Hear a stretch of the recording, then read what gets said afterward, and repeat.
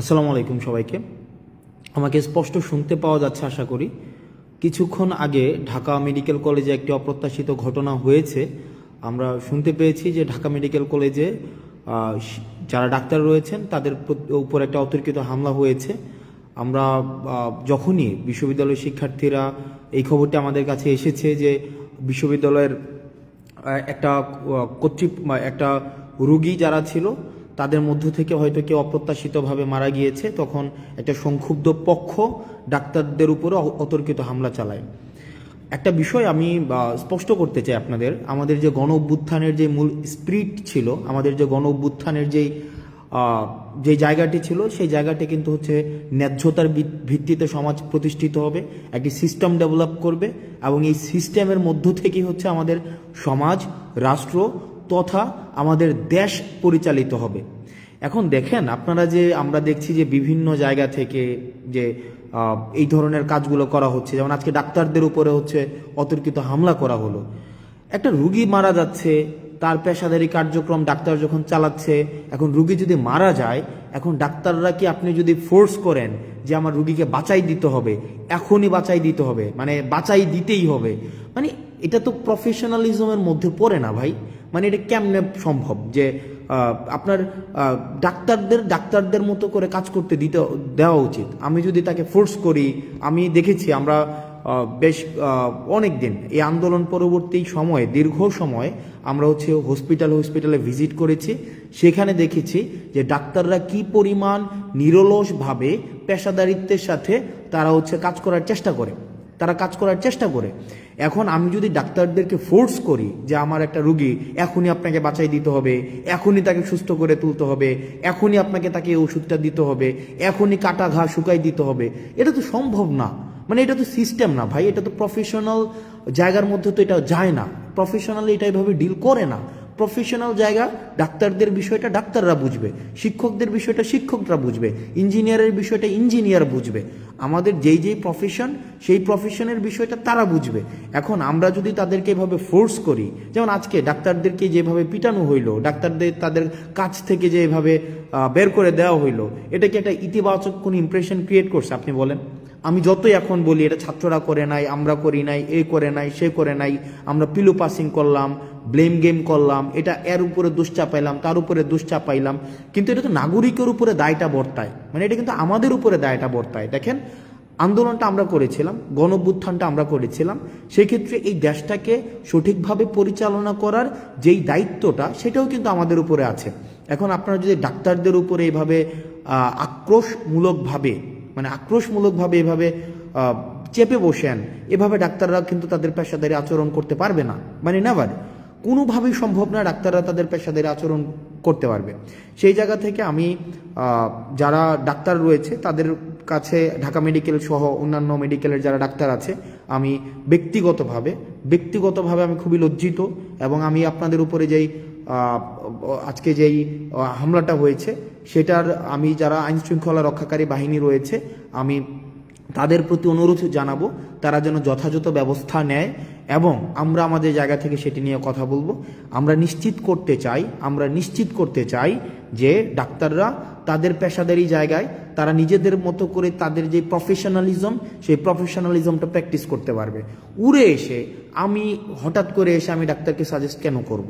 For example, আমি patient, আমার ভাই পেশেন্ট, আমার বন্ধু পেশেন্ট, আমি তো তাকে সাজেস্ট করার প্রয়োজন নাই। তাকে তার মতো করে কাজটা করতে দেই। তাকে তার মতো করে কাজটা যদি আমি না করতে দেই, সেটা কিন্তু একটা প্রবলেমেটিক একটা সিচুয়েশন ক্রিয়েট করে ডাক্তারদের জন্য। এটা খুবই প্রবলেম। আমি যদি ডাক্তারকে প্রতিপক্ষ বানাই, শিক্ষককে প্রতিপক্ষ বানাই, ইঞ্জিনিয়ারকে প্রতিপক্ষ বানাই, আমি যদি এভাবে প্রতিপক্ষ শুধু বানাতেই থাকি, দিন শেষে আমি আসলে দেশটা কাদেরকে নিয়ে পরিচালনা করব?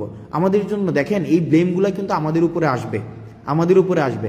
এখন তৃতীয় পক্ষ, চতুর্থ পক্ষ, পঞ্চম পক্ষ, এই যে পক্ষ আমরা দোষ দিতে পারবো, এই পক্ষের উপরে দোষ দিতে পারবো, ওই পক্ষের উপরে দোষ দিতে পারবো, আমরা এভাবে করতে পারবো।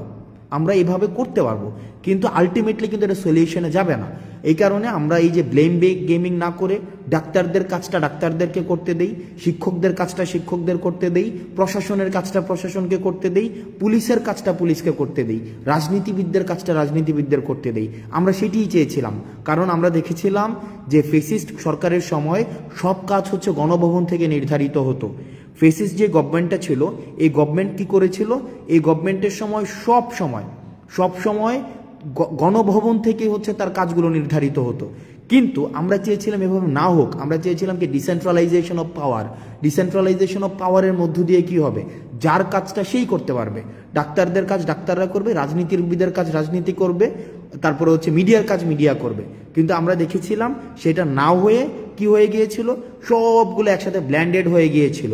আর যখনই ব্ল্যান্ডেড হয়ে গিয়েছিল তখনই প্রবলেমটা হয়েছিল কি, ফেসিজমের উৎপত্তি হয়েছিল। তো সুতরাং আমি আপনাদের কাছে অনুরোধ করব, আপনাদের জায়গা থেকে অনুরোধ করব, বিভিন্ন জায়গাতে বিভিন্ন ডাক্তারদের উপরে, শিক্ষকদের উপরে এই ধরনের যে অপ্রত্যাশিতভাবে হামলাগুলো হচ্ছে সেগুলো নিন্দনীয়, এগুলো কোনোভাবেই কাম্য না। এখানে পাওয়ার পলিটিক্স, পেশি শক্তি বা সিস্টেমের বিরুদ্ধে গিয়ে কোনো ধরনের জোর করে বাধ্যতামূলকভাবে কিছু করানো, এই বিষয়গুলোকে কখনোই আমরা স্বাগত জানাই না, এগুলোকে আমরা পৃষ্ঠপোষকতা দেইও না। এগুলো হচ্ছে আমাদের যে গণঅভ্যুত্থানের যে মূল স্পিরিট ছিল, আমাদের যেই গণঅভ্যুত্থানের যেই জায়গাটি ছিল, আমাদের যেই গণঅভ্যুত্থানের আমরা সবাই যে নেমে এসেছিল রাস্তায়, সেই জায়গাটির সাথে সাংঘর্ষিক। সুতরাং আমরা যদি একটা দেশ গড়তে চাই, আমরা যদি একটি বৈষম্যহীন দেশ গড়তে চাই, সেই দেশের মধ্যে যার কাজটা তাকেই করতে দিতে হবে।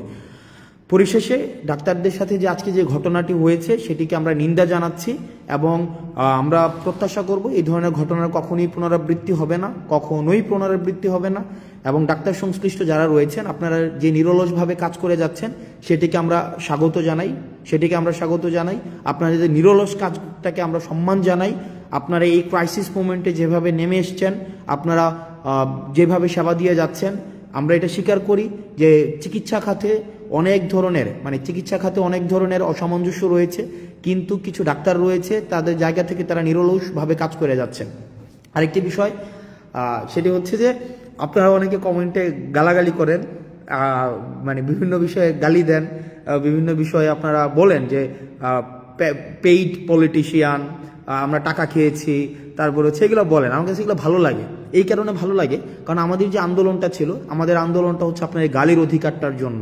এই যে আপনার কমেন্ট বক্সে আপনার ব্যাকস্পেস ব্যবহার করতে হচ্ছে না, যে এটার জন্যই কিন্তু এই গণঅভ্যুত্থানটা।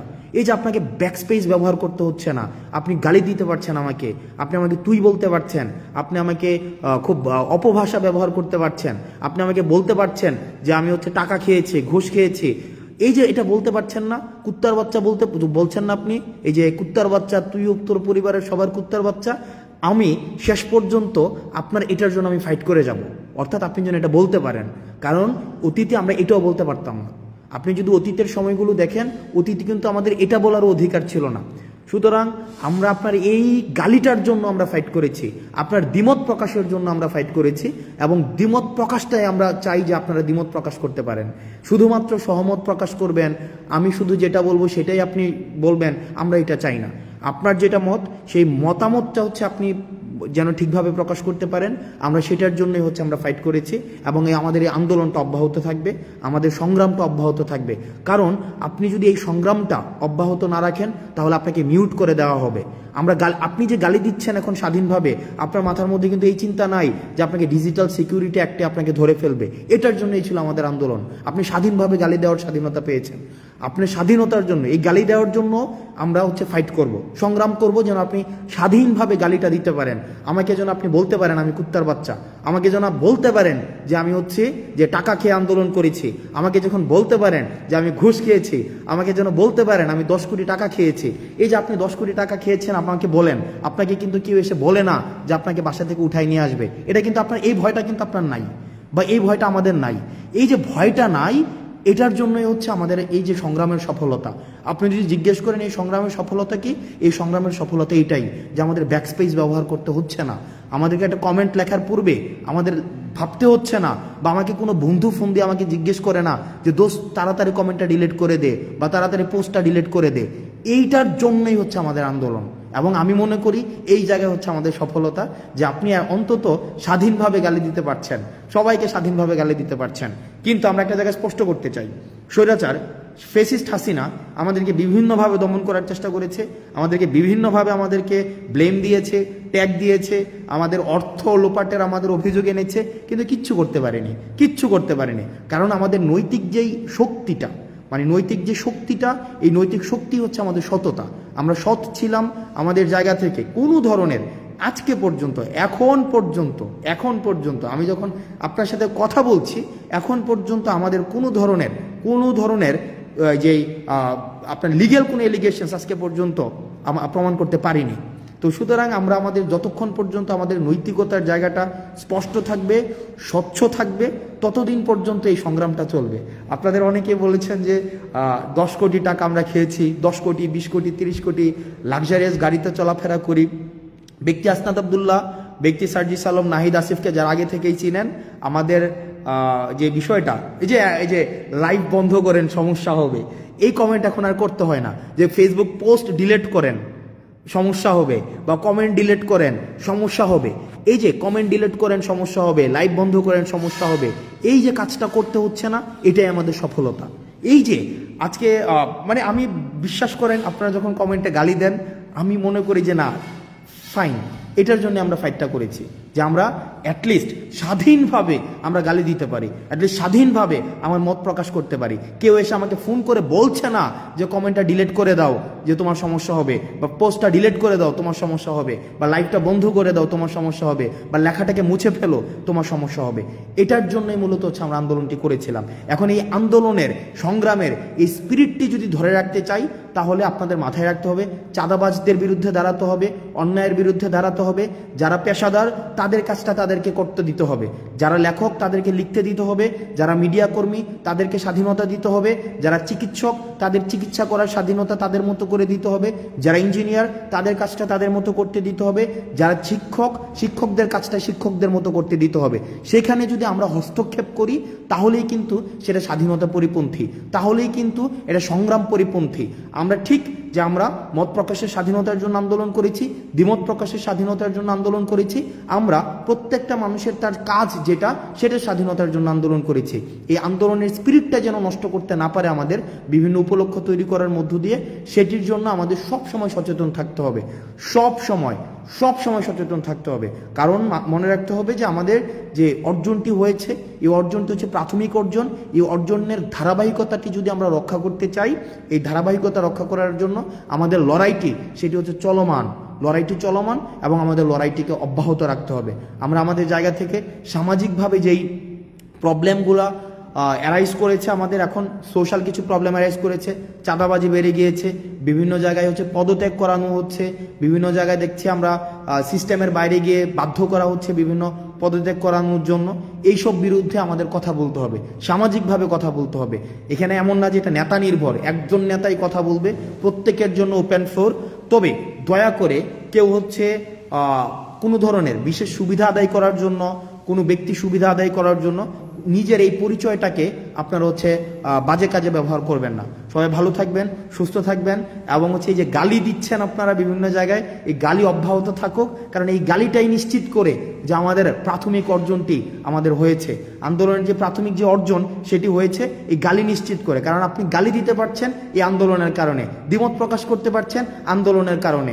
আজকে আপনি ব্যাকস্পেস ব্যবহার করতে হচ্ছে না আন্দোলনের কারণে, কমেন্ট ডিলিট করতে হচ্ছে না আন্দোলনের কারণে, আপনি যা ইচ্ছা তা পোস্ট করতে পারছেন আন্দোলনের কারণে, আপনি লিখতে পারছেন আন্দোলনের কারণে, আপনি বলতে পারছেন আন্দোলনের কারণে, আপনি প্রশ্ন করতে পারছেন আন্দোলনের কারণে, আমাদেরকে জবাবদিহিতার মধ্যে রাখতে পারছেন তাও আন্দোলনের কারণে। সুতরাং আন্দোলনটি আমি যতই বলি না কেন, বিভিন্নভাবে বিতর্কিত করার চেষ্টা করা হোক না কেন, আমাদের প্রাথমিক সফল আমরা হয়েছি, তবে সেটির ধারাবাহিকতা অব্যাহত রাখতে হবে। সালামু আলাইকুম।